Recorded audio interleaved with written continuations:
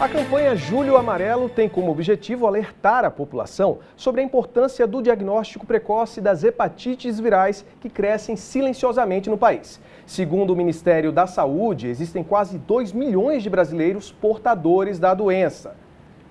E para falar sobre o assunto conosco hoje no estúdio, a hepatologista Mônica Viana, da Sociedade Brasileira de Hepatologia. Mônica, boa tarde para você. Muito obrigado pela presença. Para começar, o que é que são essas hepatites virais e como é que elas são transmitidas? Primeiro, obrigada pela oportunidade. Esse é um assunto que deveria estar sempre nas pautas, né, no nosso país e no mundo. As hepatites virais são hepatites, ou seja, infecções, né, inflamações secundárias a infecções pelos vírus que têm o tropismo, ou seja, que têm predisposição pelo fígado. A gente tem vários tipos de hepatites virais e o problema é que quase todas são assintomáticas até que a gente já tenha câncer no fígado ou cirrose. Quantas formas existem? Quais as mais perigosas? Então, as mais importantes para a gente ressaltar para a população são 5, tá? Na verdade, mais importantes pela prevalência, ou seja, pelo achado de frequência na população, seriam a hepatite A, a hepatite B e a hepatite C. A gente tem também a hepatite delta e a hepatite E, que são menos frequentes, né, no nosso país, mas que também existem. Aqui na campanha a gente está ressaltando principalmente as hepatites virais B e C, que são aquelas que realmente precisam de tratamento, né, quando são crônicas. Então a hepatite B e a hepatite A e a hepatite C, elas têm formas agudas, que em muitos casos elas passam despercebidas, na maioria dos casos isso é completamente assintomático, e a pessoa que tem a hepatite ela não sente nada. Então, essa crendice popular de que o meu olho está amarelo, ou eu estou cansada, ou estou sentindo um peso, uma dor no abdômen, isso praticamente não existe. E a nossa realidade é que as doenças, não só as hepatites virais, mas a gordura do fígado também, a esteatose hepática, que é um assunto super interessante também, muito importante, essas doenças são assintomáticas na 95% dos casos, ninguém que tem sabe que tem. Até que tem uma cirrose que descompense, e a partir daí é que existe a sintomatologia que o leigo entende como hepatite, ou seja, o olho amarelo e o cansaço e as outras, dolorimento, uma sensação de plenitude no abdômen, mas até lá não se sente nada. E esse é o X da questão, esse é o problema. Então, elas são assintomáticas, como você falou, então como é que se identifica esses sintomas? A gente não identifica.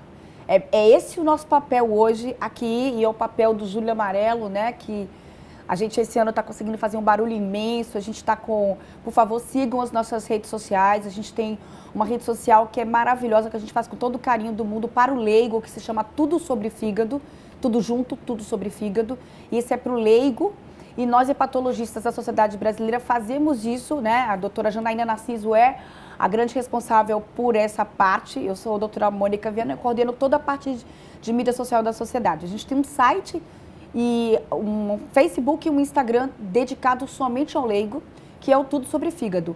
A gente tem também as redes sociais da SBH Mídias. A gente tem o Facebook, o Instagram e o site.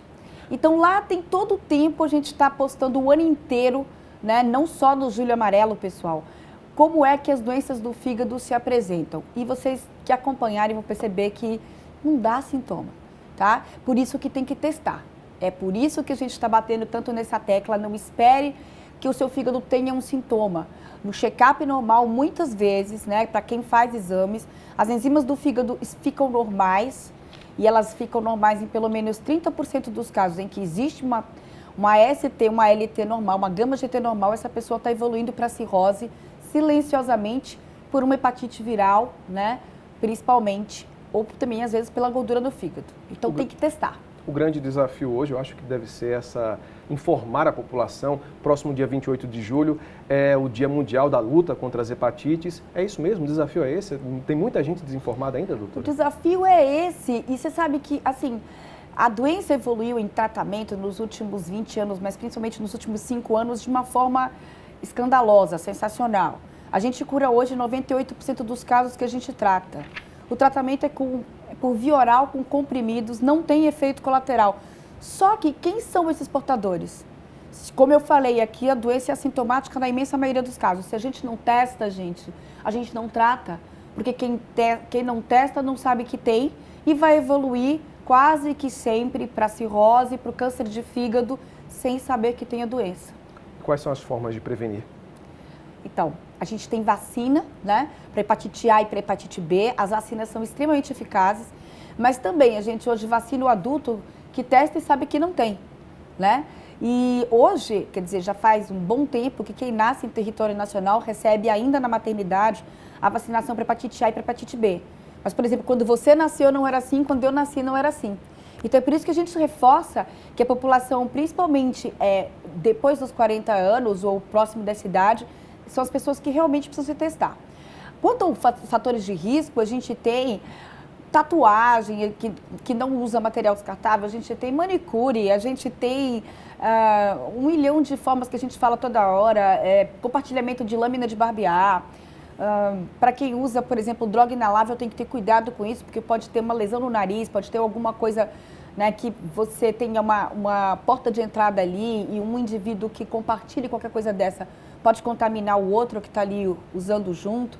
Mas, gente, não deixem de testar, porque é lindo o que a gente consegue fazer hoje. Muito rapidamente, depois do início das medicações, que são mágicas, tá? Sensacionais. Eu sou uma apaixonada por esse tema e posso te dizer que é muito emocionante ter chegado nesse momento onde a gente cura praticamente todo mundo que a gente trata, sem efeito colateral, sem sofrimento para o doente.